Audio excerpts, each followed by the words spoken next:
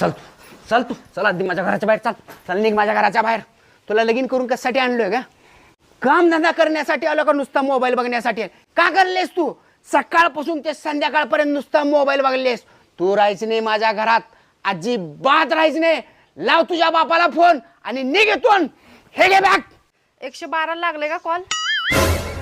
साहेब माझा नवरा मला रोज दारू पिऊन मारतोय आणि तुझ्या वडिलाकडनं सोनं आण, पैसे आण, गाडी आण म्हणून माझं रोज छळ करतोय. साहेब तुम्ही लवकर या गाडी घेऊन.